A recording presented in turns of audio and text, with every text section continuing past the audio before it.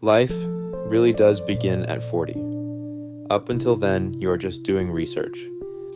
This radical perspective was given by Carl Jung, a famous Swiss psychologist, who believed that we truly start living our life at the age of 40.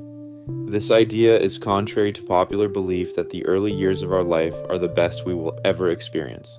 And midlife is generally seen as a time of crisis, but we realize something very profound at midlife, which changes the entire course of our life. But first, we need to ask ourselves, are the early years of our life actually as good as we believe them to be? Sure, childhood is the most memorable and fond phase of our life. We experience the world with curiosity, without the burden of any responsibilities. But what about the years that follow childhood? As soon as we become teenagers, there's a constant pressure to fit in. We are influenced by society and trends, constantly trying to seek the approval of other people. It's during this time that we develop insecurities and fear of judgment. During this confusing phase, we constantly try to find out who we are and what actually makes us happy. Moving on from our teenage years to our 20s, societal pressure is high as ever. We step foot into our professional lives and are expected to establish careers and relationships, all the while still figuring out what we want our lives to be like. This phase of life generally brings feelings of anxiety and uncertainty. We don't know if we are making the right decisions or whether things will work out the way we want them to. Finally, we enter our 30s, where midlife is as close as it ever was. We now have a family to take care of, along with all the unanswered questions in our mind. It is easy to see why some people refer to midlife as a crisis. If you feel the same way, you're not alone. If we think about it, the first few decades of our lives really are just a preparation. Throughout this phase, we are never free to be authentic and genuine. All of our actions are aimed to achieve what other people have deemed acceptable. During this time, we gather experiences, learn about societal norms, and build a persona. A persona is essentially the public image or role that we present to the world. It's like a mask or facade that we put on to interact with others. The devoted parent, the successful professional, the beautiful partner, these are the personas that we present to the world. And these outward identities are necessary to function in day-to-day life, and they provide a solid base for your midlife. In that respect, the persona plays a key role in your life. The problem starts when we become too attached to our persona and mistake it for our internal identity. At midlife, our perspective on life starts to change, and the cracks in our persona begin to appear. The roles we have been playing in the past no longer seem to define us. We begin to wonder upon the deeper meaning of our lives. What is our purpose in this world? Is there all there is to life? What actually makes me happy? And what do I want to leave behind in this world? At midlife, these questions take on urgency, and we feel the need to find these answers. Our old lifestyle, achievements, and priorities just don't hold the same importance anymore. That next promotion, the career ladder, and that affluent lifestyle just don't matter anymore.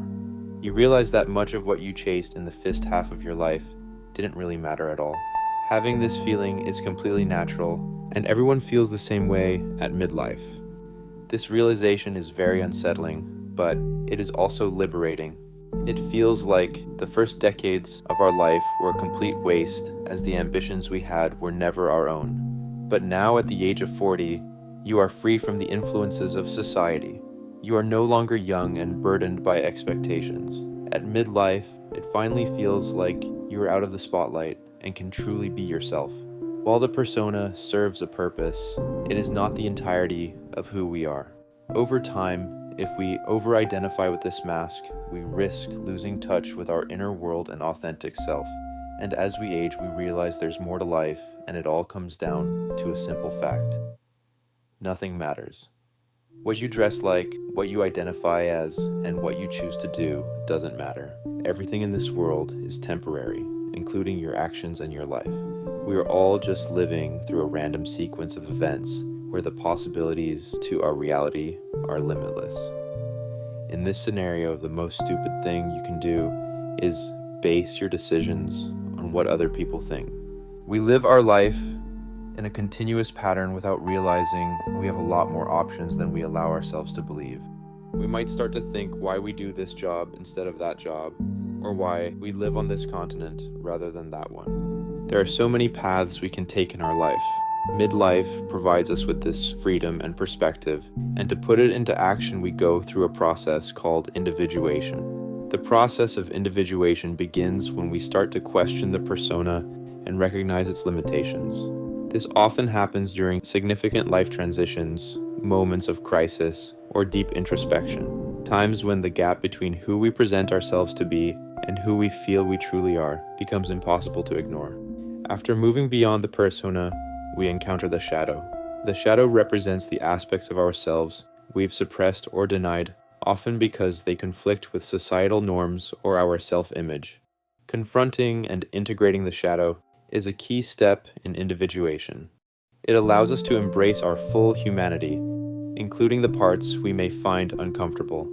The shadow aspects of ourselves aren't inherently bad. They're simply parts of us we've suppressed or ignored. It's how we choose to respond to them that matters.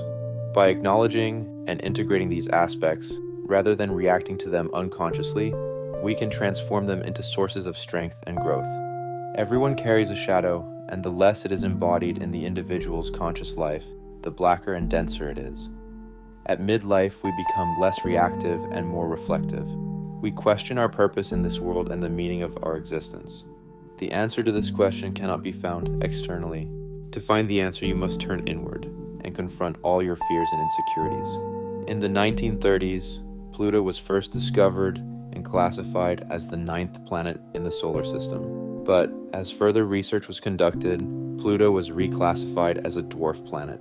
In that time, Pluto kept spinning in the same orbit at the same speed as it had done for millions of years. The point is that Pluto was unaffected by its title. At midlife, you become like Pluto. You are no longer concerned by what other people think, and this provides you with an opportunity to start a new phase of life. You can make changes in and around you that lead to a more fulfilling life.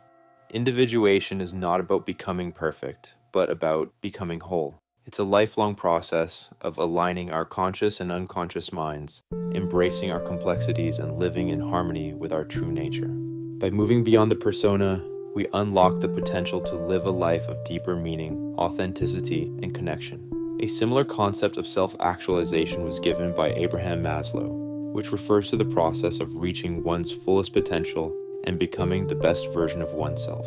It's the top level of his hierarchy of needs, where a person moves beyond basic survival and social needs to focus on personal growth, creativity, and purpose. But for self-actualization to begin, one must conquer the fear of judgment, and midlife provides the best opportunity for this change to occur. But this phase also comes with its challenges. It requires us to let go of old relationships, identities, and ambitions. It feels like our life, up to that point, was a complete waste. It is easy to see why midlife is considered a crisis. It seems like a crisis of identity and purpose. We feel lost, confused about what to do, all while living a meaningless life that we have built ourselves. The most terrifying thing is to accept oneself completely. Carl Jung suggests what we see as a crisis is actually an unraveling. We can finally accept who we truly are and become who we were meant to be. Studies show that people who are in their 40s, 50s, and 60s have higher life satisfaction because they are more connected to themselves, and that is the gift of midlife. So, if you are approaching your 40s or 50s, don't worry. The best years of your life are yet to come. In this sense, midlife, which is considered a crisis, is not a crisis at all. It is an opportunity to ask the questions we have never asked before, to look within and become whole.